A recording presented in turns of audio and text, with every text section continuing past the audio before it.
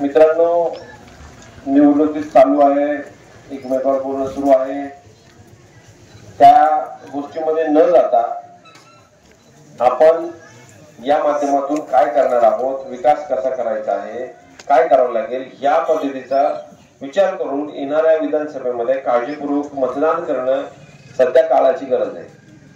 आदरणीय पवार साहेबांचं आणि या जनतेचं, या दोन्ही पंढरपूर असेल आणि मंगळवेढा असेल या ग्रामीण भागातील जनतेचं प्रेम लक्षात घेता मला वाटतं ह्याच्या आधी पण मी आपल्या गावामध्ये 2 वेळा येऊन गेलोय। मंगळवेढा तालुक्यामधल्या प्रत्येक गावामध्ये जवळपास भेटी दिल्यात। त्या भेटी दरम्यान जेव्हा आपण इलेक्शनला उभं राहणार आहे किंवा तिकीट मिळते का नाही आपण विचारतोय किंवा मागणी करतोय, अशा पद्धतीच्या आपल्या प्रत्येक गावामध्ये जाऊन कार्यकर्त्यांना, आपल्यासारख्या वडीलधाऱ्यांना, तरुण मित्रांना जेव्हा विचारणी होत होती, जेव्हा मी जाऊन तिथं विचारलं समक्ष त्या पद्धतीचं वातावरण, तुम्ही आधी तुतारी घेऊन या मग आमच्या गावात या, अशा पद्धतीचं प्रत्येक गावात गेल्यानंतर माझ्या कानावरती येत होतं किंवा मला प्रत्येक गाव भेटीच्या दरम्यान मला तसं सांगत होतं। मित्रांनो, खूप काही गोष्टी घडून गेल्या, त्या निमित्तानं आता या ज्या गोष्टी घडून गेल्या त्याच्यामध्ये न पडता तुतारी हे चिन्ह आदरणीय पवार साहेबांनी आणि महाविकास आघाडीच्या सर्व नेते मंडळींनी बसून शेवटच्या क्षणी मला देण्याचं भाग्य मला दिलं आहे आणि मला ती जबाबदारी दिली आहे। त्यांच्यावरती विश्वास ठेवून, आदरणीय पवार साहेबांच्यावरती विश्वास ठेवून अनिल सावंतला मत टाकायचं म्हणजे ते पवार साहेबांना मत दिल्यासारखं आहे। एक आमदार पवार साहेबांचा वाढणार आहे। या मतदारसंघाचा विकास फक्त आणि फक्त राष्ट्रवादी काँग्रेस पक्ष, शरदचंद्रजी पवार साहेब गट आणि महाविकास आघाडीचे नेते हेच करू शकतात। येणारा काळ हा, येणारं सरकार हे महाविकास आघाडीचं सरकार येणार आहे मित्रांनो। तसा येणारा सर्व सर्वे आणि त्यांच्या पद्धतीचं जे वातावरण आहे प्रत्येक मतदारसंघामधलं, तर सगळं आपल्याच बाजूनी असणार। तर आपल्या या मतदारसंघाचा प्रतिनिधी म्हणून या सरकारमध्ये असणं गरजेचं आहे। विकास करण्यासाठी या भागाचा आपल्याला या नदीकाठ असल्यामुळं पाण्याची अडचण नाही, पण एवढा नदीकाठ सोडला तर पलीकडचा भाग पूर्ण दुष्काळी भाग आहे। आज वरच्या भागामध्ये, दक्षिण भागामध्ये प्यायला पाणी नाही। आज अशी परिस्थिती, आज पावसाळा सोडून संपून अजून 1 महिना संपत नाही तोपर्यंत आज पिण्याची पाण्याची एवढी प्रचंड मोठी समस्या झालेली आहे। या सगळ्या समस्या लाईटच्या असतील, रोडच्या असतील, पाण्याच्या असतील, ह्या तर कॉमन समस्या झाल्या।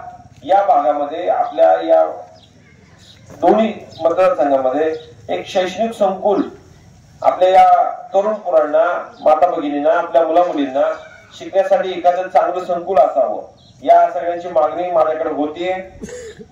त्या दरम्यान आपण येणाऱ्या काळामध्ये एखादं असं चांगलं शैक्षणिक संकुल, जसं आपलं भैरवनाथ कारखाना 15 वर्षापूर्वी आपण तिथे उभा केला, महाराणावरती चालवला, या गावाने मला त्या कारखान्यासाठी पहिल्यापासून मदत केली, याही पुढे मला मदत करतात अशी इच्छा व्यक्त करतोय।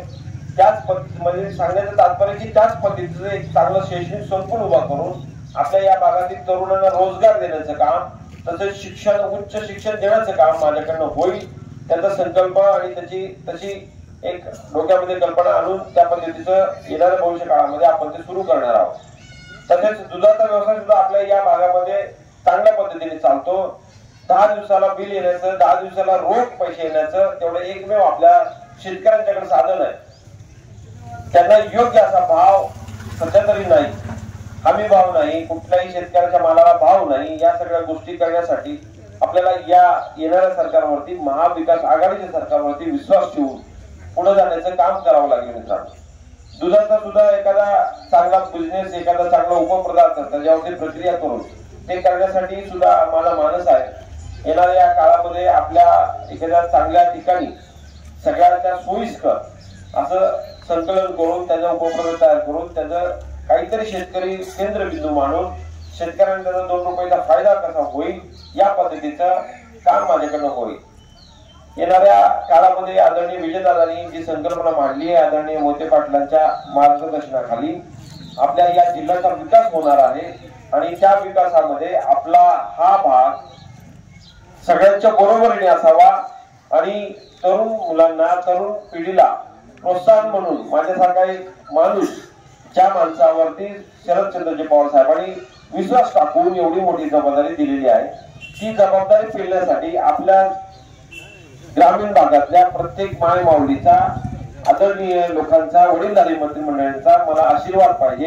एकदा तुम्ही संधी देऊन बघा, या संधीचं नक्की सोनं केल्याशिवाय हा अनिल सावंत राहणार नाही।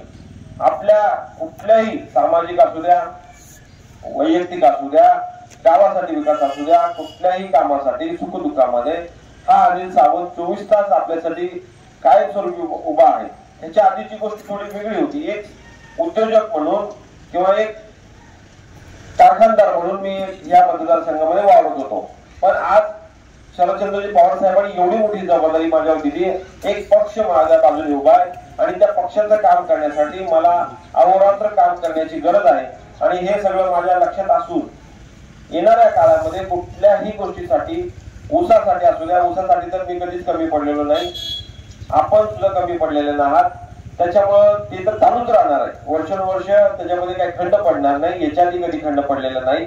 उलट ह्याच्या पुढे जास्तीत जास्त लक्ष देऊन, इतर कारखान्यांच्या बरोबरती भाव देऊन तुमच्या सगळ्या समस्या सोडवण्याचं काम माझ्या हातून घडेल एवढा शब्द देतो। येणाऱ्या 20 तारखेला तुम्ही मतदान रूपी आशीर्वाद देऊन या विधानसभेमध्ये जाण्याचं काम, विधानसभेमध्ये पाठवण्याचं काम आपल्या हातून घडावं एवढी पांडुरंगाच्या चरणी प्रार्थना करतो। 5 नंबरचं बटन दाबून तुतारी वाजवणारा माणूस हे चिन्ह आहे, या चिन्हासमोरचं बटन दाबून भरघोस असं मतदान करून मला विधानसभेत जाण्याचे एक काम करण्याची इच्छा आहे, ती आपण पूर्ण करावी आणि आपल्याला काम करण्याची आणि या भागाचा विकास करण्याची परत एकदा कळकळून विनंती करतो आणि इथं थांबतो। जय हिंद, जय महाराष्ट्र, जय